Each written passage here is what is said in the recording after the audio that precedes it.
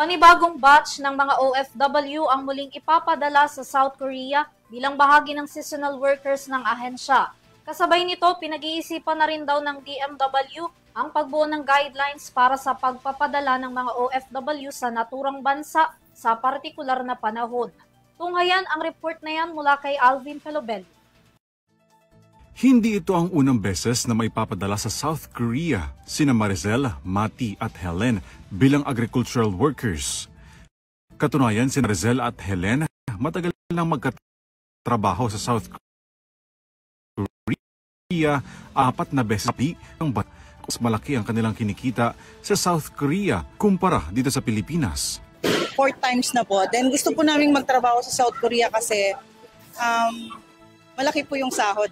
And then, marami po din kaming natutunan about sa farming. Kunyari po sir, meron po mga nagkakasakit, mas na-assist po nila kami, mas natutulungan po nila kami, mas may nalalapitan po kami. Parehong amo pa rin daw ang pagtatrabahuhan nila sa Gochang, South Korea bilang strawberry picker at naglalaro ng mahigit sa 60,000 pesos ang kanilang buwanang sahod. Compare po dito po talaga sa Pilipinas, mas malaki po talaga ang sahod po doon. And then, mas maganda. And then the weather po, sir, although napakalamig po, mas na-enjoy po namin mag-work doon, sir. Meron na po akong 200 square meter na lupa. Kasi sa ibang bansa, umabot ng 2 years, 3 years. Ito po kasi 5 months. Nakakapili mo kagad yung family mo. And then, pag maganda po yung performance mo at nagustuhan ka ng amo mo, makakabalik ka. Kabilang sila sa panibagong batch ng mga OFW na ipapadala sa South Korea bilang seasonal workers. Ang mga benepisyaryo ng naturang seasonal worker agreement galing sa lokal na pamahalaan ng Pura Tarlac sa pamamagitan ng LGU to LGU deployment. Pero kinakailangan manggaling pa rin sa Department of Migrant Workers ang pagpili sa mga ipapadalang OFW.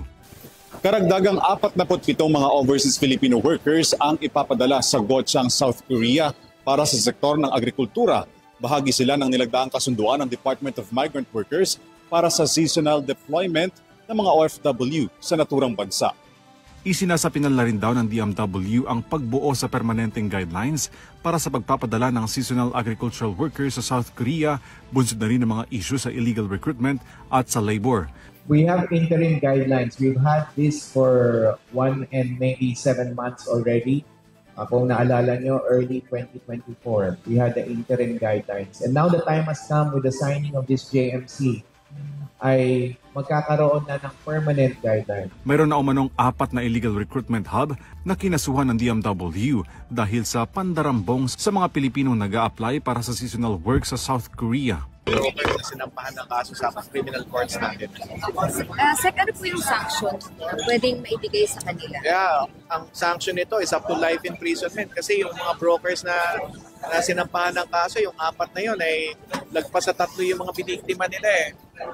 Tinagaan ng pera eh. Kaya sa batas natin, pag more than 3 ang victims, life in... Nasa 11,000 na rin ng mga seasonal worker mula sa Pilipinas ang naipadala ng pamahalaan sa South Korea. Patuloy namang tiniyak ng pamahalaan ang kaligtasan ng mga OFW, partikular na sa tinatayang 53,000 na mga OFW sa South Korea.